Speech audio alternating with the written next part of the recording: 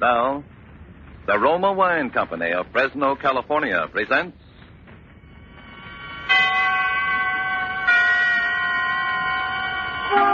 Suspense. Tonight, Roma Wines bring you Mr. Joseph Cotton as star of Beyond Good and Evil, a suspense play produced, edited, and directed for Roma Wines by William Spear. Suspense, radio's outstanding theater of thrills, is presented for your enjoyment by Roma Wines. That's R-O-M-A, Roma Wines. Those excellent California wines that can add so much pleasantness to the way you live, to your happiness in entertaining guests, to your enjoyment of everyday meals. Yes, right now a glassful would be very pleasant, as Roma Wines bring you Mr. Joseph Cotton in Beyond Good and Evil by Ben Hecht and Douglas Whitney in a remarkable tale of suspense.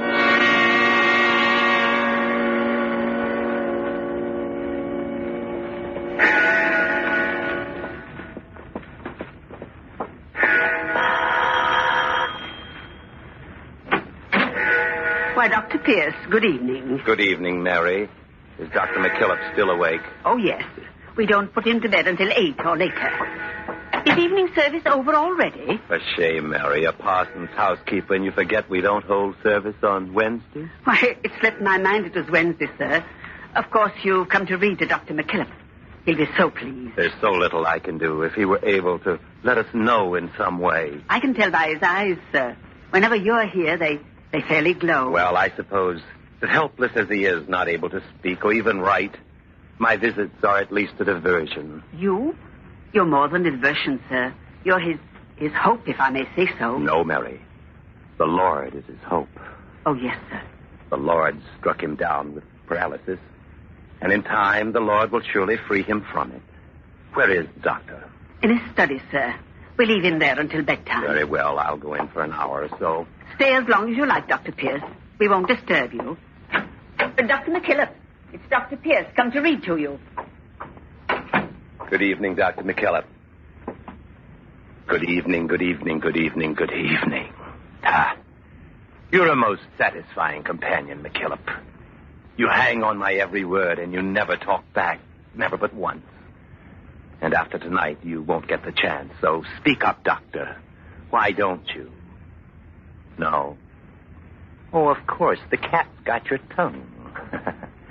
Well, I'll turn up the lights a bit so I can at least bask in your baleful stare. There, that's better, much better. Yes, tonight is your last chance, McKillop. Tonight is the consummation, the grand finale, the end, Act 3 curtain on a great play about death, redemption, about good and evil. And I won't shrink from your eyes tonight, McKillop. Your eyes can't kill, but I can kill. I have the mind and the will and the hand. I've killed one man that you know. And tonight, I'm going to kill again.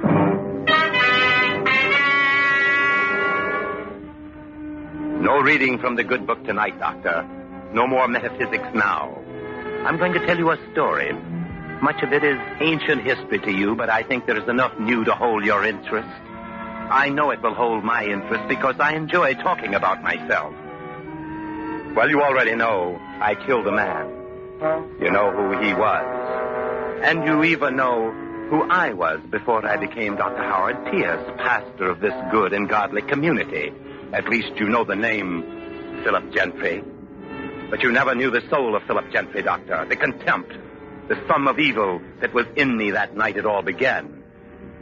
That was 3 months ago. A stormy night, as you remember. And where was I? I was crouched in a swamp with a man named Mac.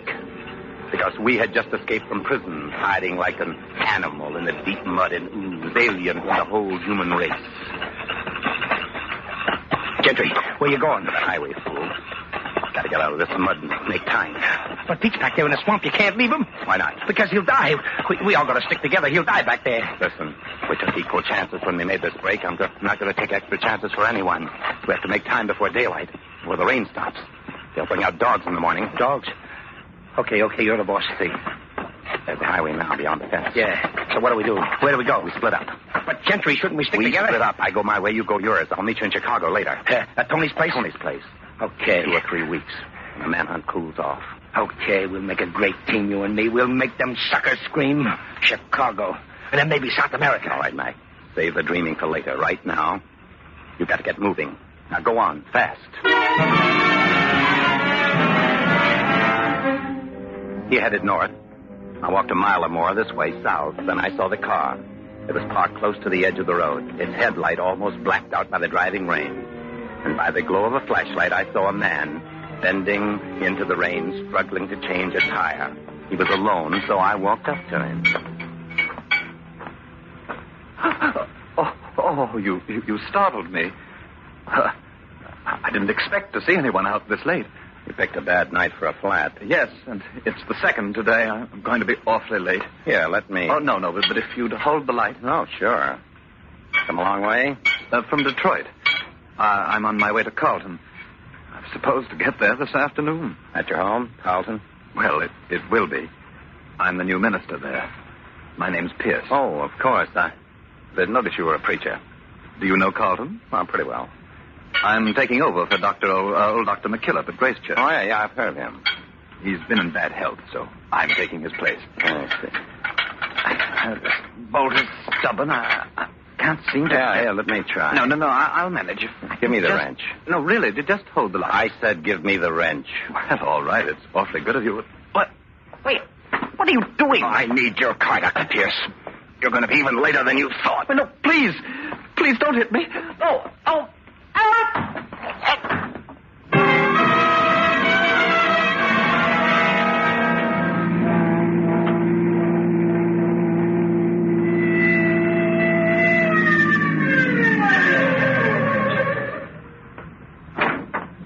Hey, let me see your license, buddy. Huh? My license? Oh, yes, I have it here. Yeah, here it is. Howard Pierce, occupation. Oh, a minister. I didn't notice. Yes, but, what is it with high speeding? No, we're checking all cars on this road. There's a bad break at the state pen. Yeah. 3 men. They might come this way. Say. But I won't hold you any longer, Reverend. Going far? Well, to, Carlton. Oh, now I get it. Imagine me not catching on right away. Catching on? Sure. You must be the new preacher for Grace Church. You're taking Dr. McKillop's place. Why, yes, I am. You're going to the parsonage now? Well, I was going, but I'm going into headquarters now, and I have to go right by Dr. McKillop's house. You follow me. Oh, I couldn't. Oh, it's not out of my way at all. Not more than a block. I'll go slow so you can't lose me, okay? Oh, all right. Well, that's the ticket. Really tickle old Dr. McKillop to have you delivered right to his door. Say, I bet you never counted on this kind of reception in Carlton, Reverend Pierce. Now, did you? No, I certainly didn't. My son.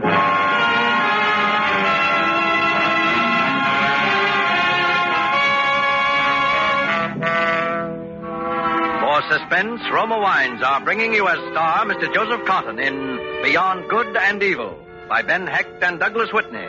Roma Wines' presentation tonight in radio's outstanding theater of thrills, Suspense.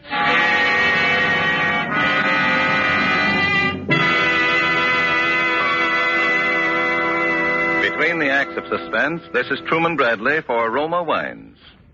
As the savory aromas of a good dinner come sifting through from the kitchen, and the family impatiently waits for you to say, it's ready, make the first call for dinner a glass of delicious Roma California sherry. For as famed hostess Elsa Maxwell says, Roma sherry served cool is the perfect beginning to any meal. Glorious golden amber Roma sherry is a happy wine with natural fragrance and rich nut-like taste. I always serve Roma sherry before dinner and later in the evening, too, when friends drop in.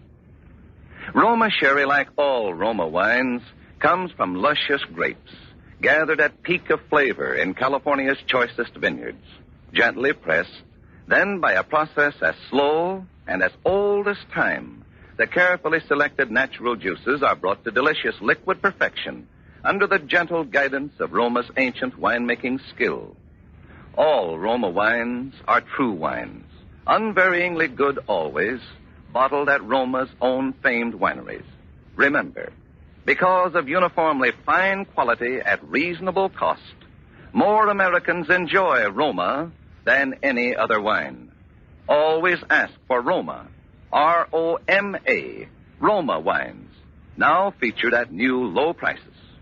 And now Roma Wines brings back to our Hollywood soundstage Joseph Cotton as Philip Gentry in Beyond Good and Evil, a play well calculated to keep you in suspense.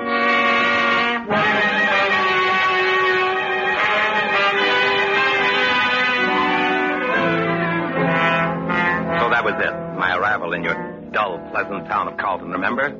Officer Owens and your very beautiful daughter escorted me to your study. Father, Mr. Owens brought Dr. Pierce. Dr. Pierce, come in.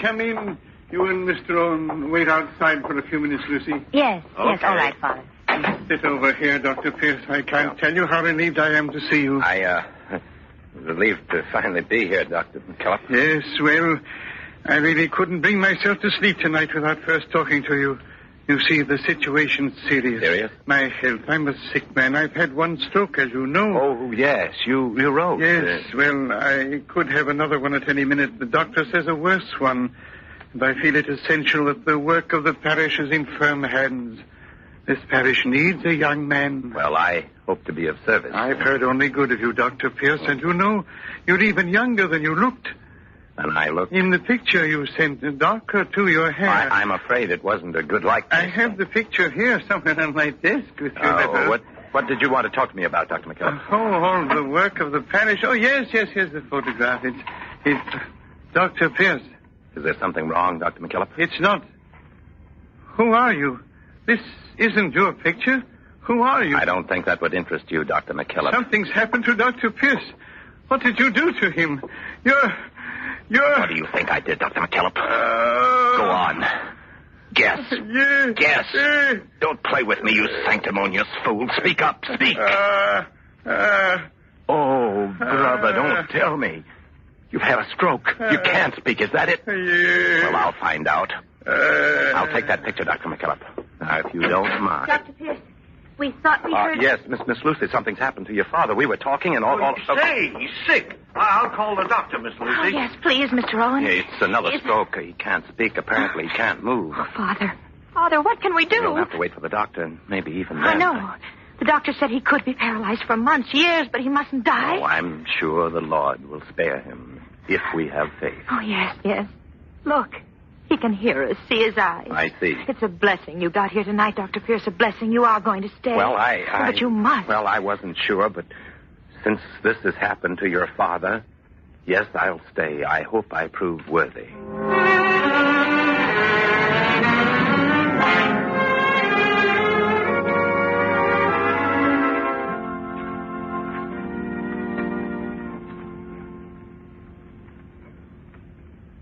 Dear friends, you may wonder that I chose this subject for my first sermon to you, the agony of the thief. It is no wonder, for as I spoke to you of such a man, a thief beaten, outcast, and alone, I spoke at the same time of each of us, from the mighty to the fallen, of that substance which we all share, our human dignity, as beings made in the image of God. Remember, the agony of our Lord was shared by two thieves crucified beside him, that he might be numbered among the transgressors. And remember his words to one, verily I say unto thee, today shalt thou be with me in paradise. We will sing hymn 426. O God, our help in ages past.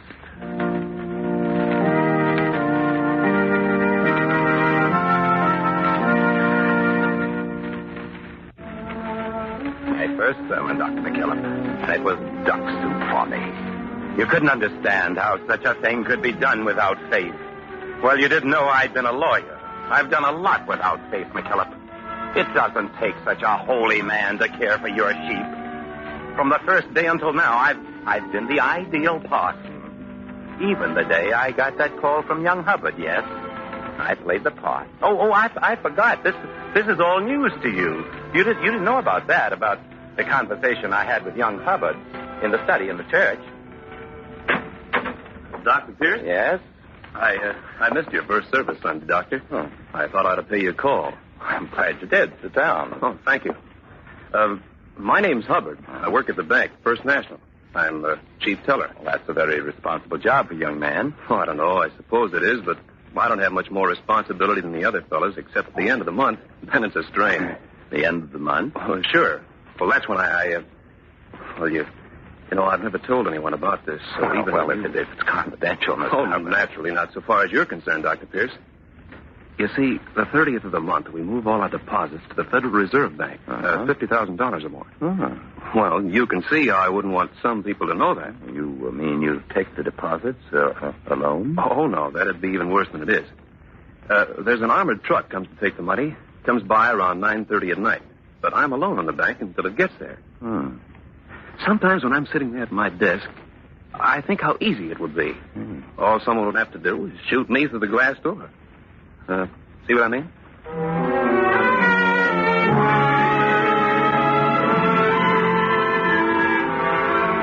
Safe, McCullough. God never sent his mouth, but he sent his meat. Out of all this community's 35,000 souls, Hubbard chose me to share his secrets. I sent a letter that night to Mac, care of Tony's in Chicago.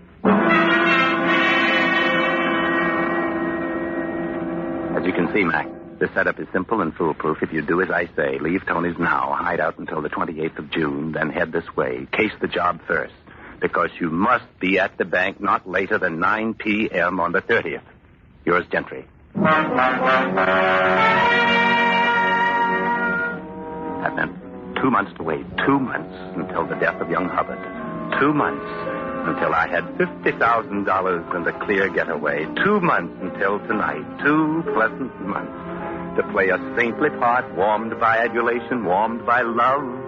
Because even you could see what was happening to your daughter, your very beautiful daughter, Lucy. Dr. Pierce, do you ever think of anything besides your work? I don't know, Lucy. What sort of things? Well, do you ever think of yourself, of a full life for yourself? Why, of course. That's why I work. My work gives me a full life. Oh, you don't know what I mean. Yes, I think I do. You see, I have to tell you even if you don't want to hear. Lucy, my dear. I have to tell you that I love you, Howard. I know I can't expect that to mean much to you. It means a great deal. Not enough. Lucy, dear, you told me once that you were engaged to someone. Yes, I'm supposed to be. Oh, Tom's all right, but he's little and unimportant and afraid.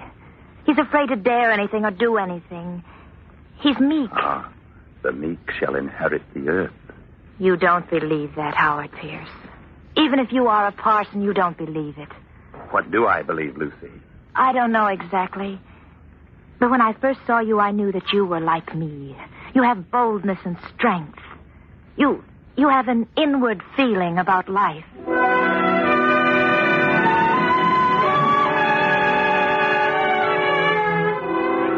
I let it ride. Wasn't any harm in that, Doctor, so far as I could see. Lucy was a great help, blinded by what she called love. And what did I feel? Love? Doctor, a man who has mastered the use of words as I have no longer knows what they mean, but only what they do. With Lucy, so long as the word love so served me, I used it. After a while, it became a source of danger. That was last week, Wednesday, when I came to the evening to read to you. Howard, the most wonderful news, guess. How can I guess? Don't you know? The most wonderful thing that could ever happen to us. No, what's that, Lucy? Well, I never breathed a word to Father about us because you asked me not to, Howard. Not until he can talk to us and give his blessing. Lucy, you didn't... Oh, no, not yet. But the doctor was here today, and he told me Father will speak again soon, any day now. No. He doesn't know why he hasn't already. Isn't that wonderful? Yes, it is. Howard, what's the matter? Nothing's the matter. Oh, but there is. I can see that. Sit down, Lucy. All right, Howard. I was going to tell you before, my dear. You see, well, I can't marry you, not ever. You can't... Please, you mustn't ask me why. It doesn't matter why. Do you understand? Because you don't love me. If you have to believe that, all right. Only you must go on and live your life as though you'd never met me. As though I'd never met you. Yes. Do you know what that means? Whatever it means. It means I'll marry Tom. It means I'll have a little, quiet, secure life. Best life for you, Lucy. Tom in place of you. Well, maybe you're right. I won't ever have great happiness with him, but after this, I'll never have a greater unhappiness. Mustn't be bitter, Lucy. If you hadn't known me, you would have married your Tom, and yes, you would have loved him. All right. I will marry him. I'll marry him this week in church. And you'll perform the service, Howard. You'll be the one to make me Mrs. Tom Hubbard. Who did you say? Tom Hubbard. I'll be a banker's wife. I never knew his name before. Well, no matter what you think, Lucy, I'm sure you'll be happy.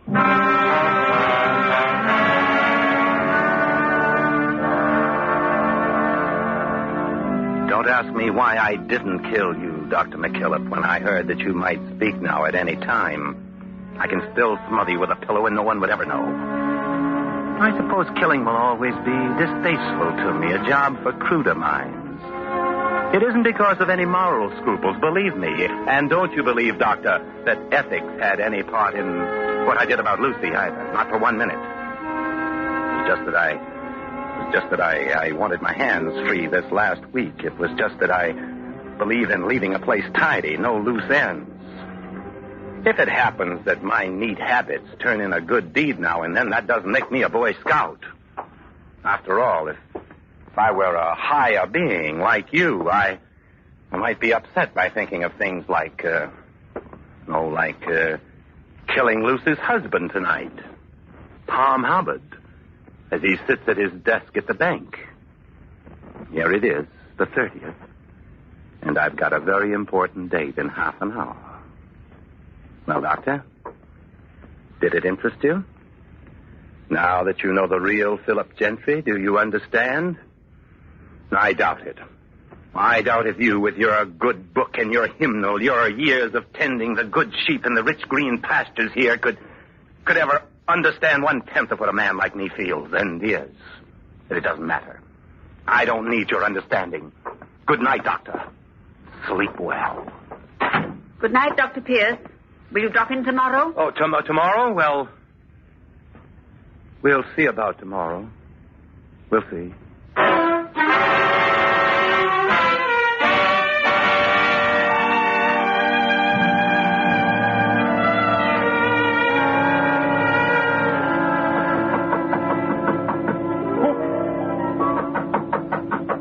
Who is it? It's Dr. Pierce, Tom. Let me in. Oh, Dr. Pierce. Yeah. Just a minute. I wanted to make sure. You see, this is the night when the truck is... Yes, I remembered.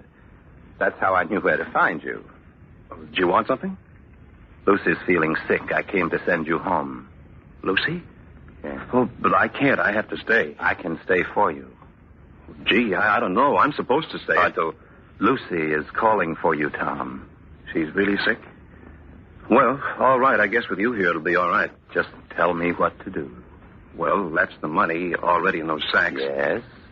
And I sit here? Yes, right at this desk. Gee, I don't know what the directors will think. Now, run along, Tom. They'll never know. Even if someone walks by from the outside, they'll never know if it's you or me sitting here.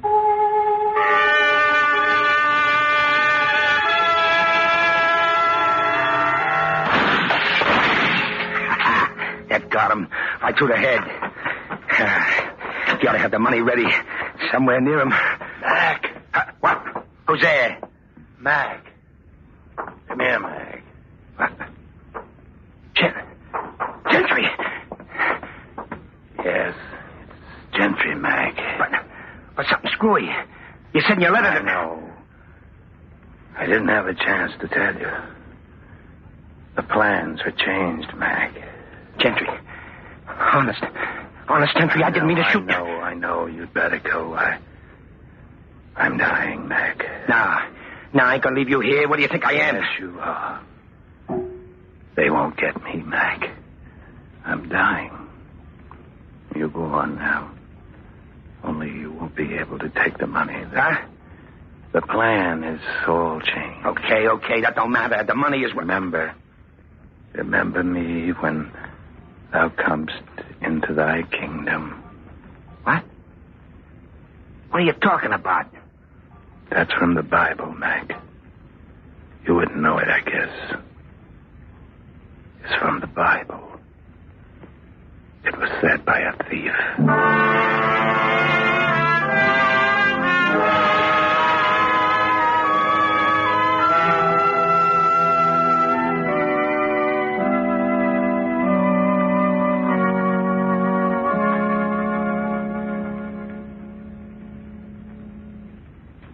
This, dear friends, was the man Philip Gentry, or Dr. Pierce, or what other name he may choose in eternity. The man whom we bury today. That night when he stood above my bed, pouring defiance and bitterness into my ears, thinking that I was paralyzed, I could both speak and write. My paralysis had been gone for many days, but I did not speak because I knew what Philip Gentry would do, what he had to do. I knew what he denied, that to accomplish work as he had in God's vineyard, a man must have faith, even though he deny that faith. That is why, in spite of all, he protected my daughter's happiness. That is why he could not kill me. For the work he did here had molded him, in spite of himself, into a man who was truly a servant of God. To such a man our Lord would say, "Verily, I say unto you, today shalt thou be with me in paradise."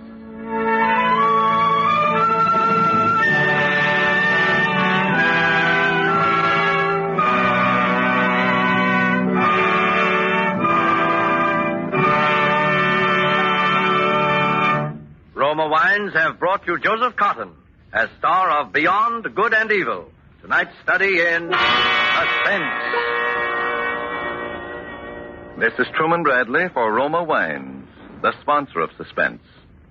Autumn makes me think of ducks on the wing, says famed hostess Elsa Maxwell, and ducks make me think of Roma, California Burgundy. Roma Burgundy because it's a robust wine for a robust time of the year. So delicious with the savory foods of fall, ducks, stew, beef, or spaghetti. I find Roma Burgundy served cool makes food so much more enjoyable. Try Roma Burgundy with dinner tomorrow. You'll enjoy the tart piquancy and fruity taste of this vintner's masterpiece.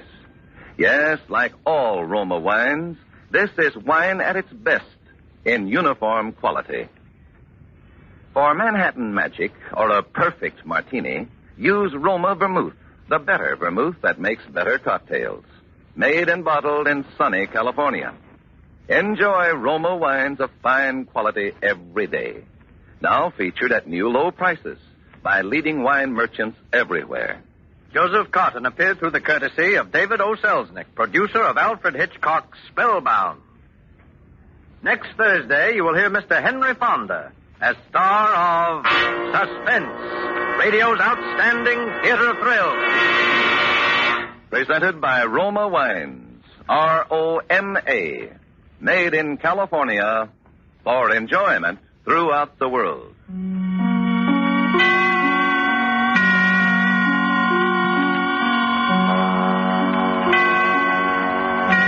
This is CBS, the Columbia Broadcasting System.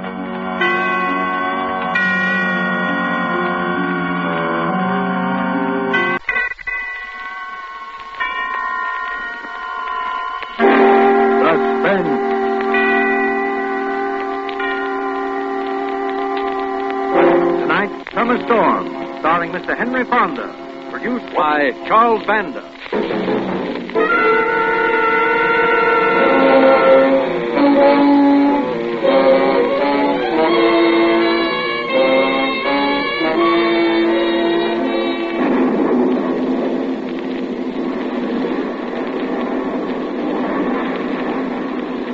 It's exciting when there's a storm.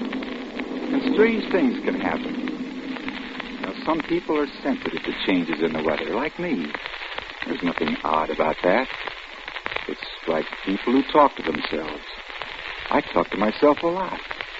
I think about things, and I talk to myself about them. There's nothing odd about that. Come on, Eddie, get the suitcase packed, and let's get out of here. Like that, I talk to myself. You know, just making up my mind because there's no one else around to talk to me.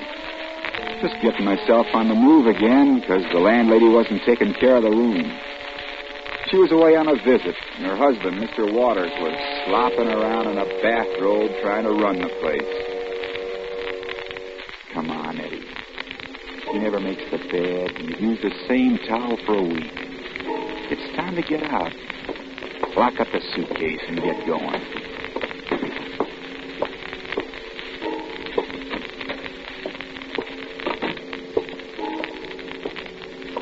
Uh-oh. There's Waters. Guess you can't sneak out without you seeing him. There's a mean man, Eddie. You can tell by his little eyes. All fat men aren't good-natured. Look at him. Stuffing himself with pig's knuckles or whatever they are. Well, come on. Yeah. Hello, Eddie. Morning, Mr. Waters. Yeah. Pig knuckles don't taste as good as they did an hour ago. Guess I'll feed the rest of them to Graham's dog. Oh, that'd be nice, Mr. Waters. Yeah. Taking your laundry out? No, sir. These are clothes. I'm leaving, sir. You what? Leaving. I'm sorry. Oh. What's the matter, Eddie? Don't you like the place? Yes, sir, but I got to get closer to my work. Here's the keys before I forget them. Better wait a while, Eddie. Looks like we're going to have a storm sometime today. Oh, I don't mind a storm, Mr. Waters. I'm funny that way. Yeah. Well, it'll be a lot better if you'd wait till the wife gets back. Won't be more than a couple of hours. You mean she'd blame you for my leaving? Yeah, she might. Got a nasty tongue. Stick around till she gets back, Eddie. No, I got to be going. Besides, I ain't feeling so hot. Been feeling bad all morning. Yeah, getting worse, Eddie. I'm sorry, Mr. Waters. It's my stomach. I'm sorry, Mr. Waters, honest, but I got to go. Wait a minute. Ain't you forgetting something? Forgetting something? What are you trying to pull anyhow? I don't get it. You don't, huh? What about the rent? The rent? Last week's rent. What do you think I am, a sucker? I paid my rent. Oh, you did, huh? Give me that suitcase. Oh, I paid it to your wife before she went away. That's your story. Go ahead and leave if you want to, but this suitcase stays here until I get that rent. But you've already got it. You know I paid it to Mrs. Waters. You're trying to make me out a liar? No, but you were got here. a receipt? Well, she never gave me one. I said I didn't need it. Give me that suitcase. Don't you take a swing at me. Why, you can't slap me around. Now, wait. Eddie, my back. Stop pushing. You asked for it. Eddie, let go. Oh, you don't like it when I fight back, huh? Eddie, you're killing me. No, I'm not. Maybe I should. There. Oh, help, somebody. Help. You had enough? Help. Better let him go. He looks bad, Eddie. Huh? Who are you talking to? Myself. Get over there, you fat.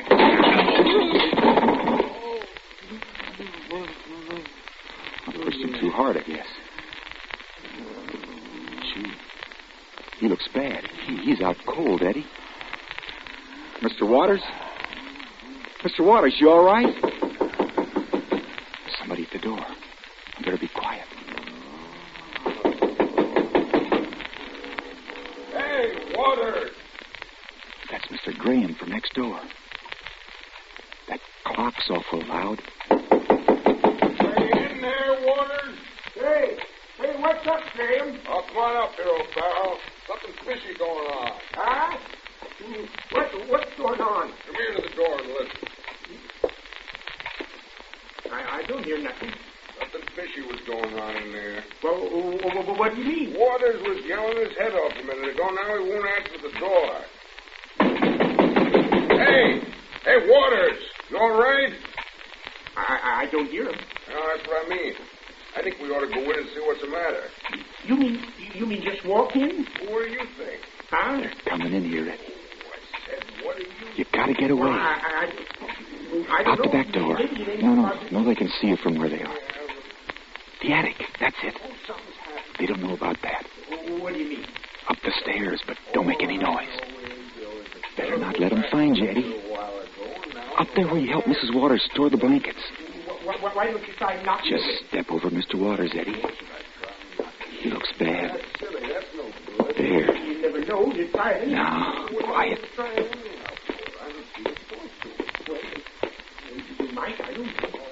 I'll try. Right up here's a place to hide from them.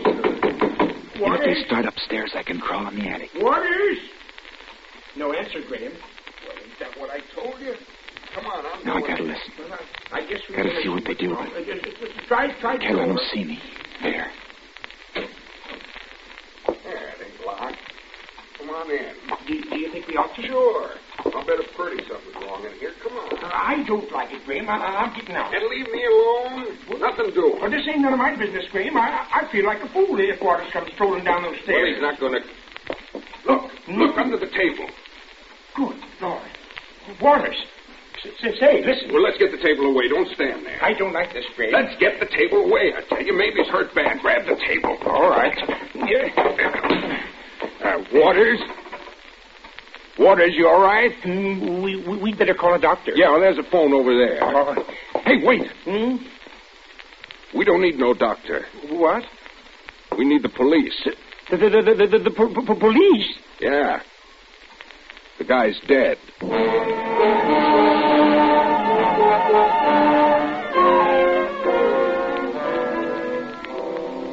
Dead. Waters was dead. The words made me weak, sick all over. I hadn't hit him hard. I just grabbed him around the neck and pushed him back when the fight went out of him. I remember the table, though. When he fell against it, it tipped up and must have smashed the back of his head. That was it. That had killed him. And now they'd start looking for me, and when they found me, they'd hang me.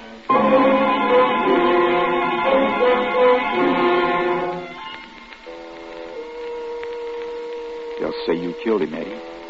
And you'll hang for it. They're calling the police now. When they find you here, they'll say you killed him, whether you meant to or not. And they'll be right, Eddie.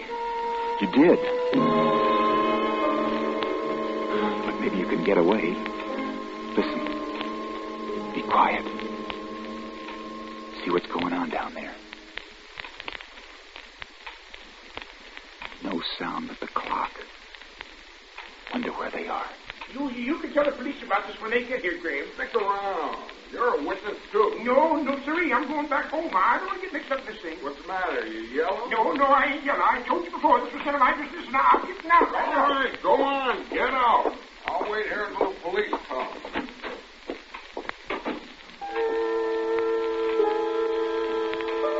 Maybe now's your chance, Eddie. He's all alone. Sneak downstairs before the police come. Get out of this house and get away, far away. Watch out for the stairs. They squeak. Who's there? I thought I heard some. Getting jumpy, I guess. He's right below you, Eddie. But he can't see you. Take it easy. Now's your chance. That heavy chest. Drop it on him. Of course you don't want to kill him. But if you do, you can get away from here. Just lift it over the rail and drop it. You killed one man, or they'll say you did. They can only hang you once. Lift it slowly, Eddie. Slowly. Now, lift it over. Quiet.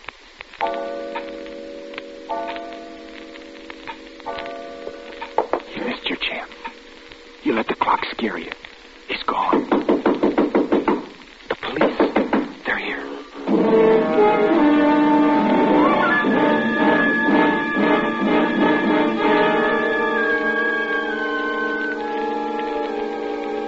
For the first time, panic overtook me.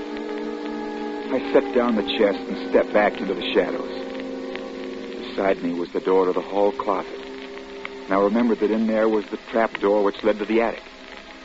I slipped in, got a foot on a wall hook, and scrambled up over the clothes that were hanging there.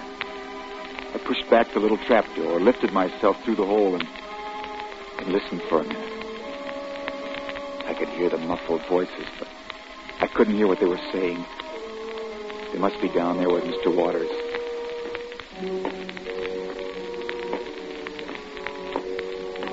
Somebody's coming up the stairs.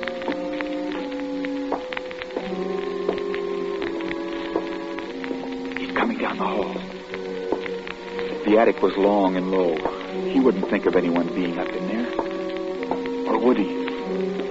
It was dark except for the light from a small ventilator. I moved back into the shadows.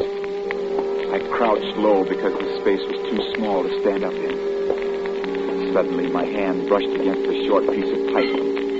It had been left there for a long time, and the dust was thick on it. But it was a weapon. It made me feel safer.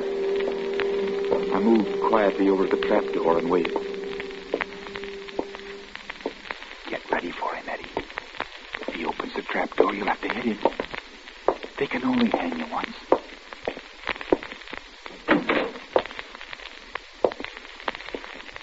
Anybody up there, officer? No, nobody here.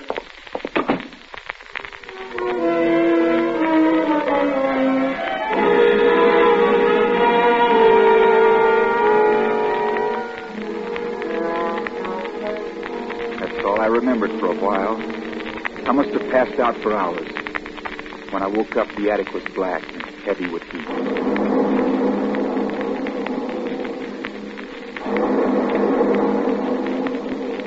Still, there was no storm, only a vague threat and distant thunder. And inside of me, there was a threat, too. The beginning of a storm. My head ached and my mouth was dry. I knew there was cold water in the icebox, and I wanted it. The storm was coming closer inside of me, and I had to be moving. I slid the cover back and listened. The house was quiet, with only the ticking of the big hall clock. So I dropped through the hole and started down the stairs.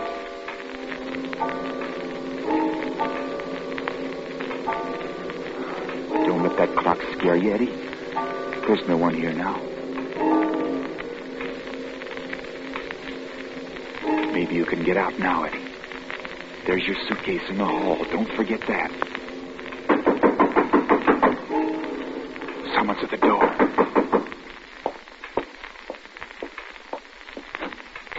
Hello, Mrs. Waters. The wife wants me Oh, to... it's you, Mr. Farrell. I'm glad someone come over, even you. I've been alone for hours, ever since the cops got me back from my sister's. Well, the wife says... Oh, gosh, I can't tell you how bad I feel about Come it. in, Mr. Farrell. Yeah, he was a swell man, Mrs. Waters. Your husband, I mean. Yes, he was. Yes, sir, he really swell. They didn't come any better than him.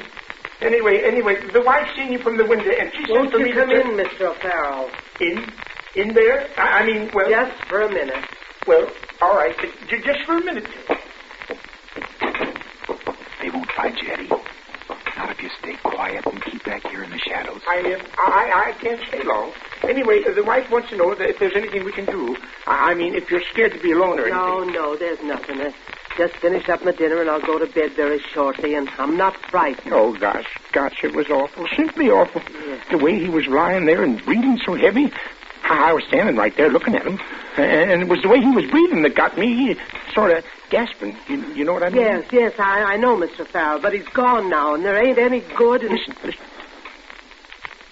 Did you hear something? Listen. Hear something? Where? It sounded like somebody breathing. Stop breathing, Eddie. I don't hear anything. Good Lord. It sounded just like him. What on earth are you talking about? Your nerves are all on edge, Mr. Farrell. No, look, I got to be getting back. If you're sure there ain't nothing you need now. No, I'm quite all right. If there's anything you want, you just call I'm going right to bed. I don't feel well. Well, I shouldn't wonder. I'll tell my wife. Never mind, I'll be all right. All right. Good night, Mr. Farrell, and don't worry about me. Yes, well, good night. Now, I gotta get back to the White House. Good night.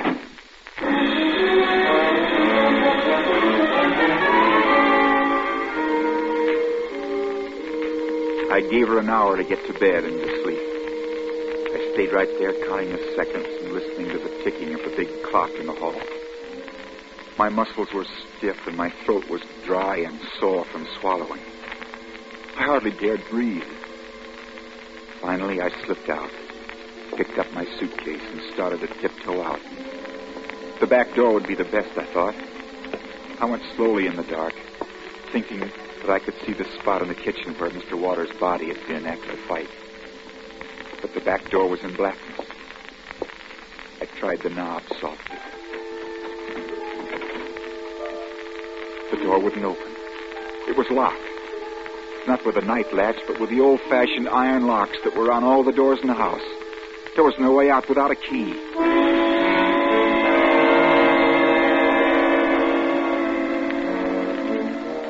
I started for a window. That was no good either. The screens were heavy and were nailed firmly in place. I'd helped nail them myself. I knew that cutting them would make too much noise. There was no way out except with a key. And that must be in Mrs. Waters' room. Back down the hall, I went to the downstairs bedroom. The door was unlocked, and I opened it and listened. She's asleep, Eddie. Listen. The keys must be on the dresser, Eddie. Right over there.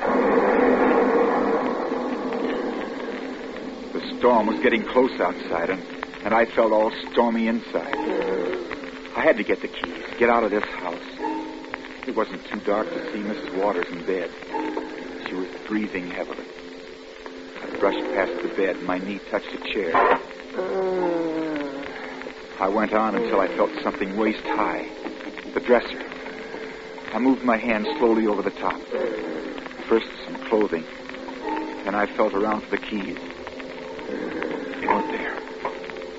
I felt more slowly. A hairbrush, a comb, then a pile of hairpins. Where was the key? I held my breath until Mrs. Waters started breathing regularly again. I was shaking now and scared, and the storm was building up inside. I reached into a drawer. I tried not to make any noise, but there was some.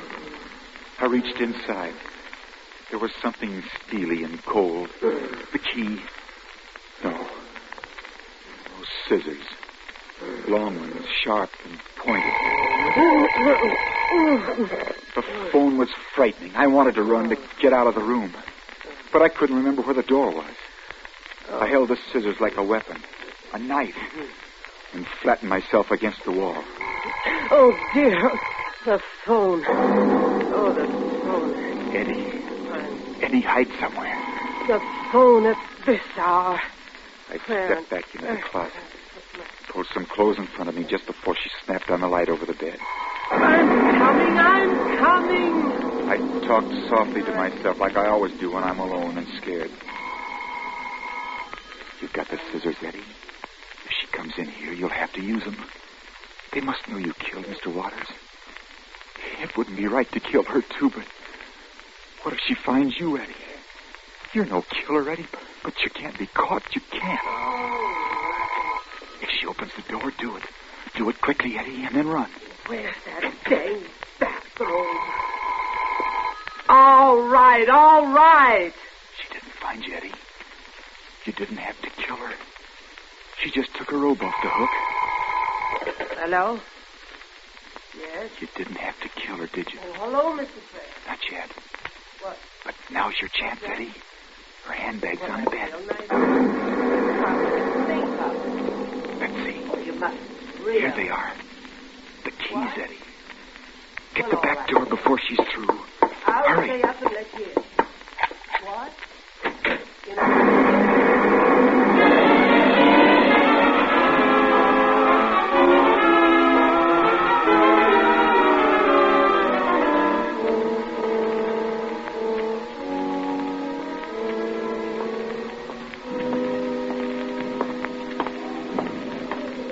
I walked a long time in the rain while the storm out inside me settled down the same steady rhythm as the raindrops.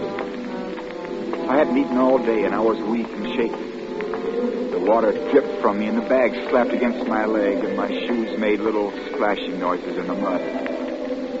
I counted my footsteps. I counted to 1,000 and then started over. And then through the rain, I saw an all-night diner. I shook the rain from my hat and looked inside. There was a man in an apron. No one else. I hesitated for a moment, but the smell of food and coffee came to me, and I opened the door and walked in.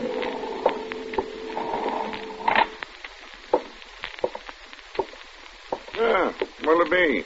Coffee. Coffee? Bad. Boy, you're really wet. Yeah. Boy. Give me a sandwich, any kind of sandwich. Sure. Coming up. Look, kid, take off the coat and let me hang it up for the coffee boiler. Oh, I'm all right. Let me have the sugar. Sugar? Cream? No. Be sandwich all right? That's all I got. Hello, Casey. Well, what's cooking with the police department on a night like this? Plenty, Mike. Give me a cup of coffee in a hurry, will you? Cop, Eddie. Don't run. Take it easy. Coffee coming up, Casey. Hey, kid. Beef sandwich okay? Sure. This raincoat's dripping all over your floor. I'll hang it up, Mike. Okay. It's really wet out there. He's hanging up his gun, too, Eddie. Maybe you can get it if you have to. Well, how'd you get so wet, kid? Didn't see you before. I got caught in the storm. Yeah, I see. Oh, thanks, Mike. Look, kid, maybe you'd better come along with me down to the station house. It was done. It was over. They'd caught me. I'd felt free up until now. I looked at where his gun was hanging by his raincoat. Now I'd have to try it. I'd have to kill again, I thought. I could get them both and get away, maybe. They could only hang me once. How about it, kid? I'll book you as a sleeper. For morning, you'll be dried out on your way. Okay? You mean just sleep there? Well, sure. There won't be any charge against you.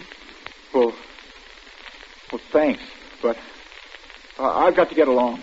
Okay. Have it your own way. Well, what do I owe you, Mike? Just a dime. Yeah. Thanks. You been hitting the ball tonight? I'll say. Been taking the doc around. Have to go back and pick him up now. Oh, emergency case, huh? Yeah. Doc called it botulism. Something like ptomaine poisoning. Said it was from eating pig's feet. Old Lady Waters up on Elm Street. You gotta be awful careful of them things. Well, they'd warned her about them, but I guess she ate them anyhow. They were from the same batch that killed her husband earlier today. But she didn't know that was what happened to him, and she ate him, too. Ptomaine's bad stuff. Hit you just like that. Yeah. Well, so long. So long, Casey. More coffee, kid? No, thanks. Did you hear that about Mr. and Mrs. Waters both dying from the same thing? Yeah. Pig's knuckle. You gotta be careful of that ptomaine stuff. Well, looks like the storm's over. Sure is. The moon's out. Just a summer storm, and now it's all over. That'll make it nice for you. Feel all right? Me? I feel swell.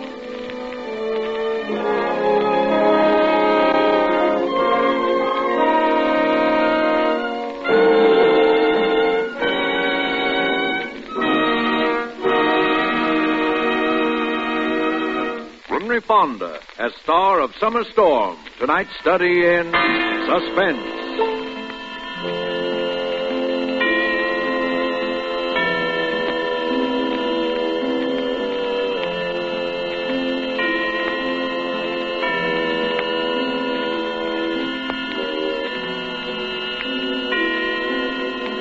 This is the Armed Forces Radio Service.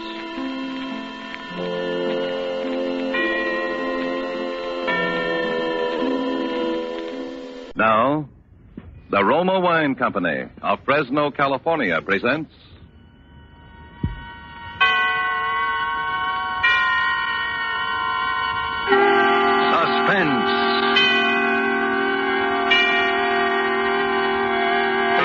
Tonight, Roma Wines bring you A Shroud for Sara, starring Miss Lucille Ball, soon to be seen in Metro-Goldwyn-Mayer's Technicolor musical, Ziegfeld Follies.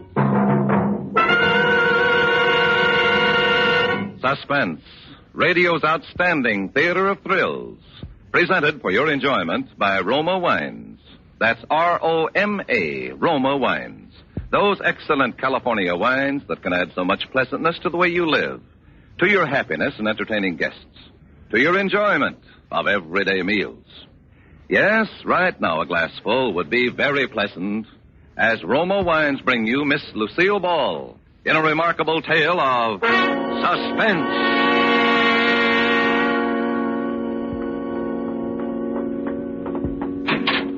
Was Sarah?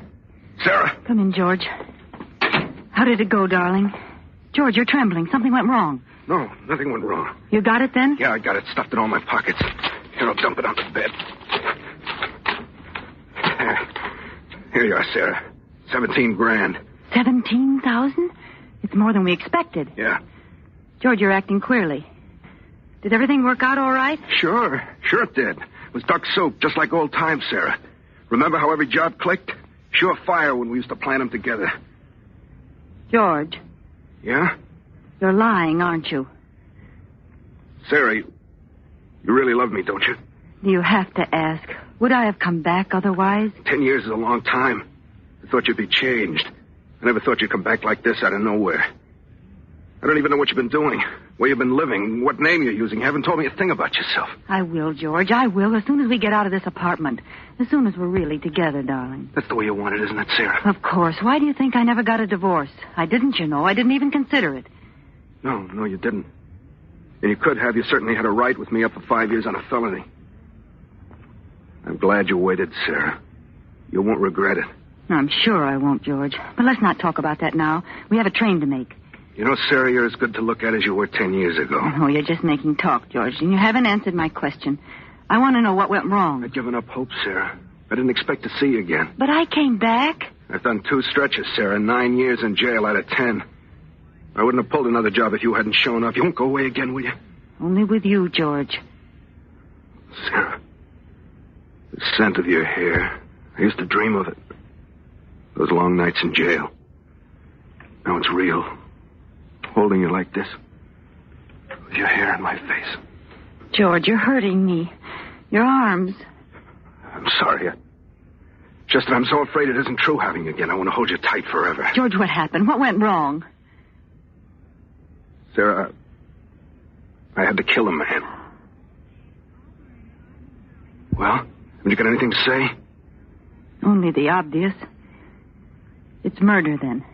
That changes my plans. Your plans? My plans for us. You're going to stick with me, aren't you? Of course. I didn't come back after 10 years only to run right out again. And we must think this out carefully. Are you sure you left no clues? Only the gun. I wiped it off clean and left it there. It's a gun I picked up years ago. No way to tack it on me. Fingerprints? Gloves. Then there's nothing to worry about. Only if they happen to pick me up on suspicion. I see. Are they after you now, George? Of course not. Nobody heard the shot. There was nobody in the building but that bald-headed bookkeeper. He hadn't gone home. Must have stayed to get his books in shape for the morning. My luck. And you weren't followed or chased? You don't think I'd have come here if they were after me? I'm sorry, George. I know you wouldn't. You're not sore at me, then? We can go ahead just as we planned? Our train leaves in an hour. We'll pick up the tickets at the station. Sarah, it's hard to believe in an hour we'll be on the way to Florida, you and I. Yes, George. Just the 2 of us. In the warm sun. It's a dream I've had for 10 years in and out of jail. I figured it would always be a dream. You know, it's funny. What's funny? There's a bald-headed man lying dead over there at the finance company. He's finished. And we're just beginning. I never killed a man, Sarah. Never before. You'll do all right from now on, George. You forget about that thing. I'll help you forget it. Yeah. But we've got to hurry now. Put your hat on. Now go over and pick up the tickets. Well, I thought we'd go to the station together.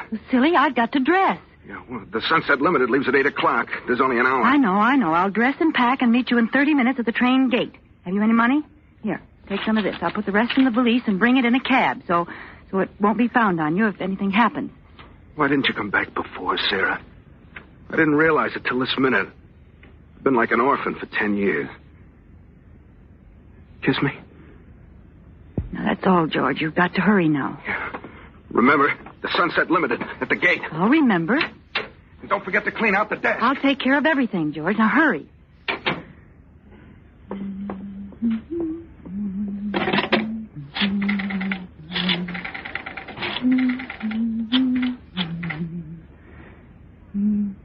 Hello?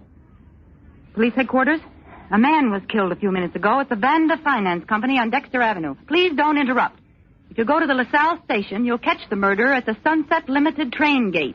His name is Monk. George Monk.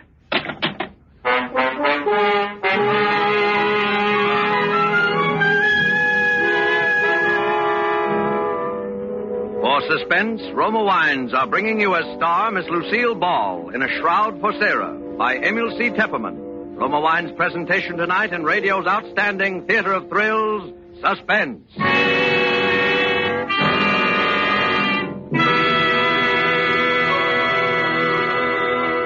Between the acts of Suspense, this is Truman Bradley for Roma Wines. Saturday is Navy Day. On this day, all America gives honor to the returning veterans of the fleet. To these men, all America lifts its voice to say, well done. This weekend, too, millions of Americans will be entertaining family and friends. To them, here's a hospitality word from famed hostess Elsa Maxwell. My guests compliment me when I make delicious Roma California sherry first call for dinner. It's the perfect appetizer before the meal, served cool.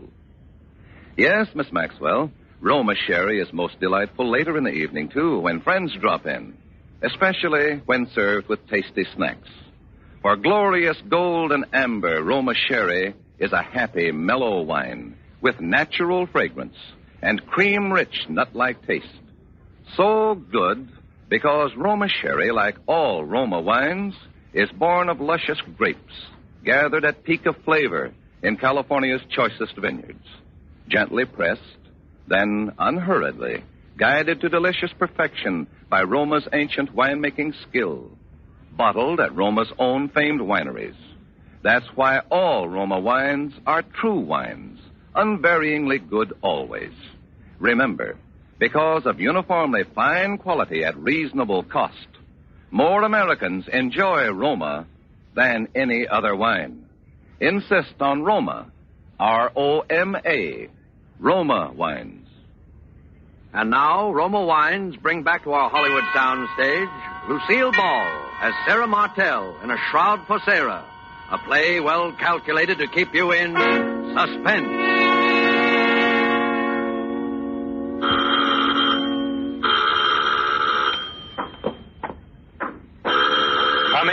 I'm coming. Oh, I knew it was you, Sarah. Only you would ring so insistently when you know I'm handicapped by this infernal crutch. Good evening, Peter. How's our next governor? Aren't you going to kiss me? I've been away 3 days. Is it necessary, my dear? Peter, are you going to let the neighbors see me standing out here with this valise? Kiss me, you idiot. You can stand it if I can. Very well. Satisfied, my dear? Now that we've performed for the neighbors, shall we go in? The city's underworld, it appears, has broken out again with a new wave of violence, robbery, and potential gang I see you've warfare. moved the radio again. I moved it nearer the easy chair. This crutch makes it hard for me to get around. I hope you don't mind, my dear. I mean, it's being more convenient for me. Is that the news? I want to hear it. Police are seeking George Monk, an ex-convict who shot and killed the finance company bookkeeper and escaped with $17,000 in cash. What do you want to turn that up for? Bookkeeper had It's evidently nothing been but a surprised sordid by the murder. Oh, shut up. and shot without warning. But there's a mystery angle here which sets this case apart from the ordinary holdup. Police are seeking an unidentified woman who tipped them off a few minutes after the murder, naming George Monk and telling them just where he could be picked up. Unfortunately, one of the officers sent to apprehend the murder was recognized by Monk, who made his escape in the crowded railroad station. What's the matter, my dear? Why did you turn the radio off? You look as if you'd seen a ghost. Leave me alone, Peter. Well, what sort of villainy were you up to in Chicago? Sarah, come back here. Where are you going? I'm going up to my room. I want to unpack. Good night, Peter. Burglary in Chicago. Mysterious woman who tipped off the police. Just a moment, Sarah. I said good night, Peter. $17,000. Sarah, I want to know what's in that valise. Why are you hanging on to it like that? Stay where you are, Peter. Don't come up these stairs. What's wrong? Are you afraid to let me see what's in that valise? No, I'm not afraid. Just don't come up any closer. Well, that same little pistol of yours. Would you shoot me with it again, my dear? If you come a step further. Drop the gun. You're not going to shoot me now, just before election. You want to be the governor's lady, don't you? Stand still, Peter. I'm sorry, Sarah. I've got to know what's in there. Take another step, I'll shoot. You're a fool, Sarah. Clever and ruthless, yes, but nevertheless a fool. Look at all the terrible things you've done to satisfy your ambition. Even murder now. And it's all been a waste of time. What do you mean? Did you know that the results of the popular poll were published today? Well? It gives Stephen Archer a 15% edge over me. And not only that, but the incumbent governor, the man we're both trying to beat, ran ahead of the two of us in the poll. You're not lying about that? Of course not, my dear. How did you expect to beat Stephen Archer and his money? We're broke. No, Peter, we're not broke. Oh? You mean you have $17,000 in that bag? I'm going to be the governor's wife, I tell you. There's nothing that could stop me. Nothing. I believe you, Sarah. Why, I believe you would even murder Archer if you had to. Let me have that valise. You can't seem to understand, Peter. You're not going to open it. Then shoot me, my dear. You do it so well. It comes so natural to you. Maybe you can shoot me in the other leg this time. Oh, will you never stop throwing it up to me? That was an accident. A very fortunate accident, wasn't it, Sarah? Just when I was ready to accept a commission in the Army. You didn't want to be the wife of an Army captain. Your ambition ran higher than that. You wanted to be the governor's lady. Now, Sarah, I'm going to see what you have there. And you're not going to do anything about it. Get away from me, Peter! No, Sarah, you're going to give them to me. There's the gun. And now that black... Sarah, don't! The stairs!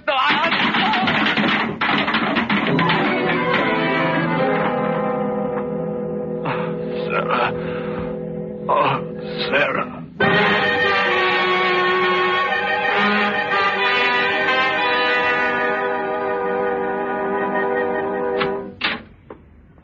Please go straight into the bedroom, Doctor.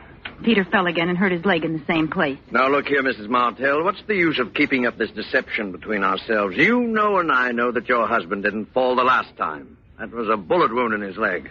Dr. Varney, you promised never to mention that bullet wound. And you promised to pay me, remember? $10,000. Where's the money? Don't worry, I have it. Oh, well, that's different. Where is it? I'll take it now. Later. Please go in now and take care of Peter. Did you shoot him again? Of course not. That was an accident the last time. I was examining the pistol and it went off. Yes, of course. That's the story, Mrs. Martell. And for $10,000, I'll gladly subscribe to it. But I must have that money. I need it. I won't touch that leg till I get the money. All right. I have it here. Oh. There. That's $10,000. Now hurry in there and take care of Peter. Afterwards, I'll want to see you in here. There may be another matter that I'll want you to handle for me. Yes, that's $10,000. Another matter? You are also the physician for Stephen Archer, aren't you? Yes. You've been attending him every day during the campaign. I understand his heart needs attention. Look here, Mrs. Martell. Stephen Archer's running against your husband for governor. I wonder when you originally called me in, did you know I was Archer's physician? Could be. Well, I'm sorry I can't discuss Archer with you. The ethics of your profession. Please, Dr. Varney. If your fellow practitioners knew what I know about you, you wouldn't have any profession. I won't listen to any more from you. I'll take care of that leg of your husband's, but more than that, no. Oh, but I'm sure you'll change your mind, Doctor. Whatever your proposition is, the answer is no. Even if I were to offer $50,000. $50,000? There, now, I knew you'd be interested. Now run inside like a nice fellow and tend to Peter. I'll go out for a few minutes, but please wait for me. There's an appointment I must keep. I won't be long.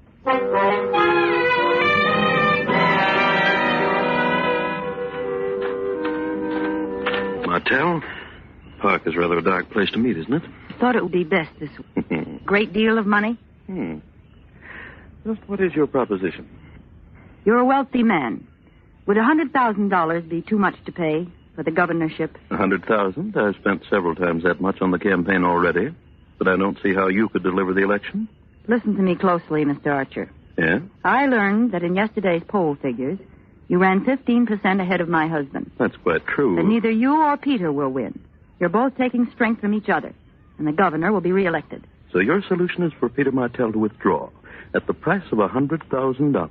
Exactly. If one of you withdraws, the other will surely win. That's absolutely true. But I happen to know that Peter Martell would never make such a deal. No, he wouldn't, the fool. But for $100,000, I will put him out of the race. You? Would you believe it if I told you I hated that man's very shadow? I have heard rumors here and there. I want to leave him. I want to be rid of him forever. Where could I go without money? What could I do? He's so disgustingly honest that we're always broke. He couldn't even pay me enough alimony. I've got to think for myself. I begin to see... Now, suppose that tomorrow, 2 days before the election, I were to file suit for divorce. I could leave for Reno tonight. It would be in every newspaper tomorrow. It would certainly eliminate your husband. You'd pick up all the votes Peter would lose. Enough to swing the election. And your price is $100,000. You agree? I'd be a fool not to. Of course I agree. The moment you file your divorce papers in Reno, I'll have $100,000 credited to your account wherever you specify. No, I must have it in advance. No, my dear Mrs. Martell. In advance. It's out of the question. How do I know you'll go through with it after I pay you? And how do I know you'll pay me after I go through with it? Don't you trust me? Do I have to answer that? It looks like a deadlock. I'll tell you what I'll do. I'll take half now and the other half in Reno after I've filed the papers. $50,000 tonight, eh? It must be tonight. I'll leave in the midnight plane. Surely you have the cash available in a campaign like this. Yes, of course I have the cash. That seems to be the only solution. It's a deal, Mrs. Martell. You'll get the money now? At once. Wait here. My home is just across the park. I'll be back in 5 minutes. But just as a precaution, I'm going to note down the serial numbers of the bills I give you. If you aren't in Reno tomorrow morning, I shall report the money stolen. Don't worry, Mr. Archer. I promise you. After tonight, there won't be anything to worry about.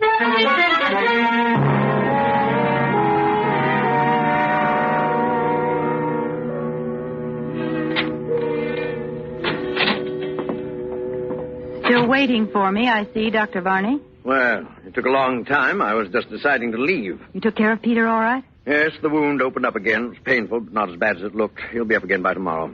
Thank you, Doctor. Oh, you said you wanted to talk to me. Yes, I have a little proposition for you. You mentioned $50,000. Yes. Yes, I have the money in my handbag. Here. Go on, take it. Now count it. Ah. Yes. What do you want me to do? Doctor, have you ever murdered anyone? What? I said, have you ever murdered anyone? Why, you're joking. You'd hardly call murder a joke. What are you suggesting? You are Stephen Archer's physician. You stop at his home every night and check his heart. And you give him a sedative. No. I'm going out of this house, Mrs. Martell, and I'm never coming back. Before you go, Doctor, I'll take that money back. $50,000, Doctor. It's a lot of money. Yes, I know just how deep you are in the red. $50,000 will put you on your feet again. Well, And you'll have the friendship of the wife of the next governor. You want me to give Archer an overdose of sedative, huh? I knew you'd be reasonable, Barney.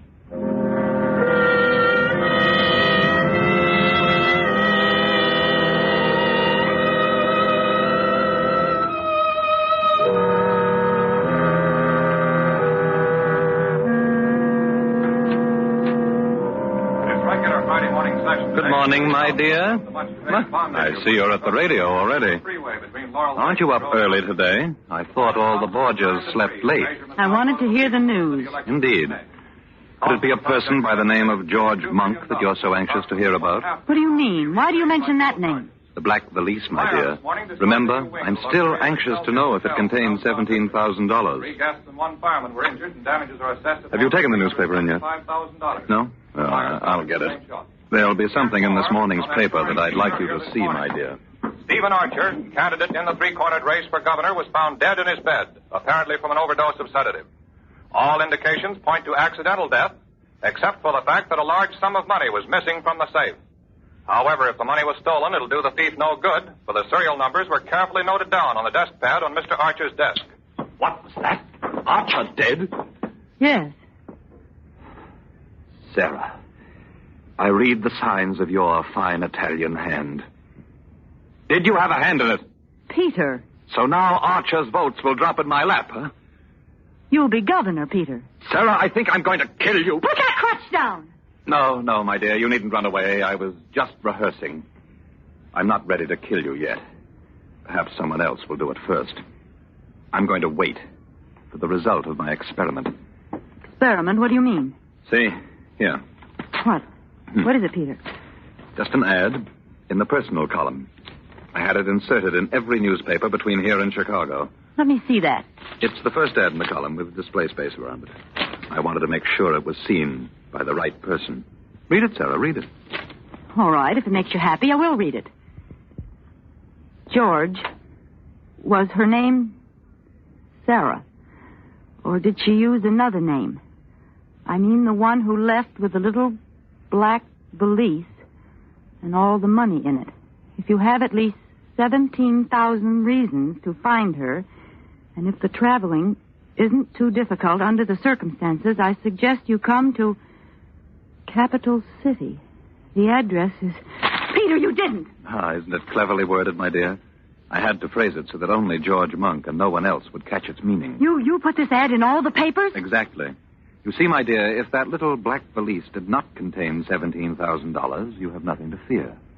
But if it did, well, then I may be spared the chore of killing you. I'll let George do it.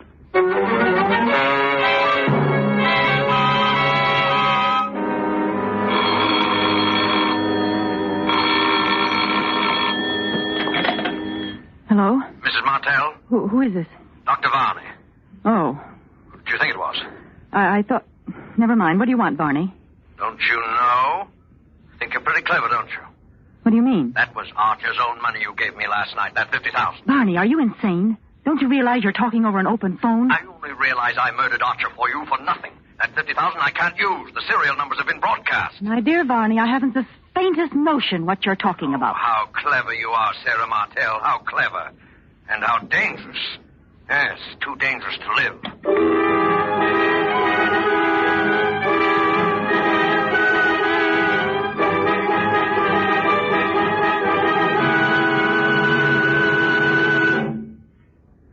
The medical examiner's all through with the body, Inspector. All right, O'Connor, all right. Then I guess we're finished, too. Tell Mike to be careful with the body. And put down in your report, dead on arrival, murdered by person or persons unknown. I'll sign it when I get downtown. She was a beautiful woman, O'Connor. It's a tough way to die. A tough way indeed, Inspector. How's Mr. Martell taking it? Like a trooper, sir. Here he comes now with his doctor. All right, O'Connor. I'll see you downtown. Yes, sir. Goodbye, Inspector. Are you pretty near through, Inspector? Yes, Mr. Martell. The boys are taking the body away now. May I say, Mr. Martell, that you have my deepest sympathy in this bereavement of yours. Thank you, Inspector. Oh, by the way, do you know Dr. Varney? Oh, how do you do, Doctor? How do you do? A ghastly business, Inspector. Yes, indeed, and we'll do everything in our power to lay that murderer by the heels. Inspector. Yes, Dr. Varney? Have you any clues, anything definite to go on? Well, if you don't mind my talking about it now, Mr. Martell. Oh, it's all right, Inspector. I'm afraid I'm going to have to listen to a good deal of talking about it. Might as well get used to it. A very wise and courageous way to look at it, Mr. Martell. Well, as I was saying, I believe it was a maniac. That's my firm conviction. A maniac? Right. Who but a maniac would have stayed in there to torment that poor dead body? Can you imagine a sane man first choking her to death with his hands, then stabbing her with some keen instrument, then bashing her head in with a blunt instrument?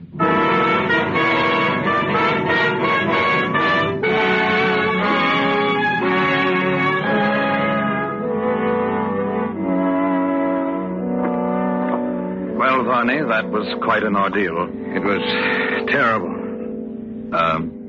Varney. Yes? You hated her very much, didn't you?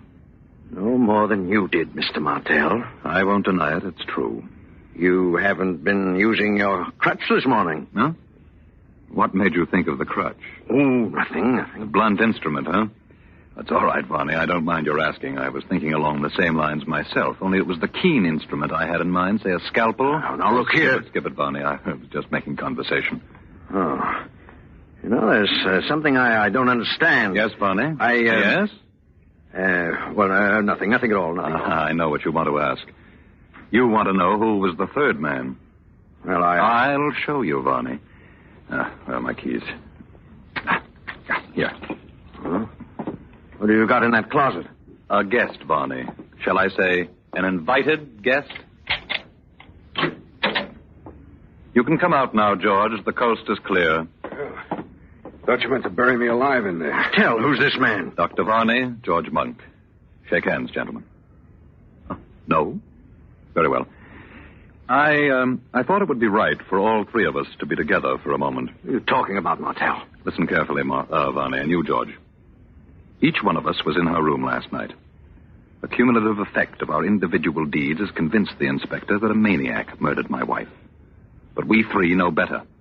However, there is one of us who knows more than the other two. One of us killed her first. I say first because the other two were not one whit less murderers for the fact that she was already dead. The three of us. We all did it. Yes, George. And I suppose that by checking each other and comparing notes, we could determine to the satisfaction of all of us just who took precedence. For instance, when I heard you move about in the closet this morning and turn the key on you, I had no way of telling how long you'd been in the house. And I don't want to know. Then two of us will always be in doubt. Exactly, Varney. Do you agree to it? Yes. And you, George? Yes. Then, goodbye, gentlemen.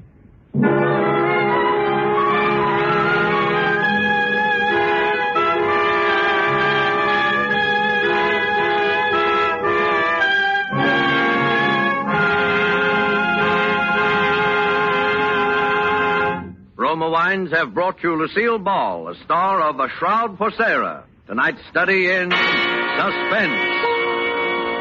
This is Truman Bradley for Roma Wines, the sponsor of Suspense. When unexpected guests make a mealtime call, well, anything can happen. Famed hostess Elsa Maxwell makes this timely suggestion.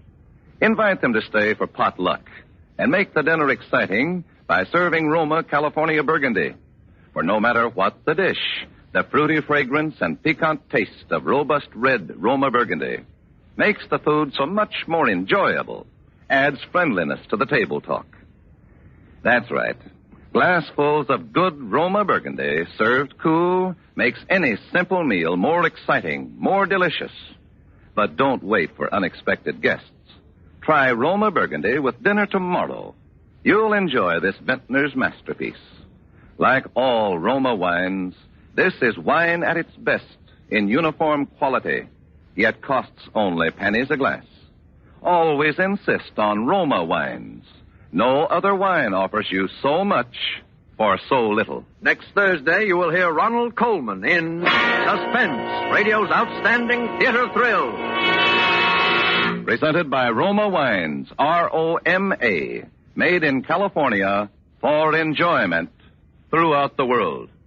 There is an immediate need in most hospitals for auxiliary non-nursing personnel. Approximately 90,000 men and women must be recruited if hospitals are to provide patients with even minimum services. The present critical lack of hospital workers of all kinds is substantially reducing the amount of nursing care per patient because nurses must spend so much of their time on non-professional tasks. Although the need varies in different sections of the country, there is an overall need for orderlies, laundrymen, chefs, electricians, plumbers, janitors, and so forth. Men and women, both skilled and unskilled, who want to work in a hospital in any capacity, can now get secure, well-paid jobs with a post-war future.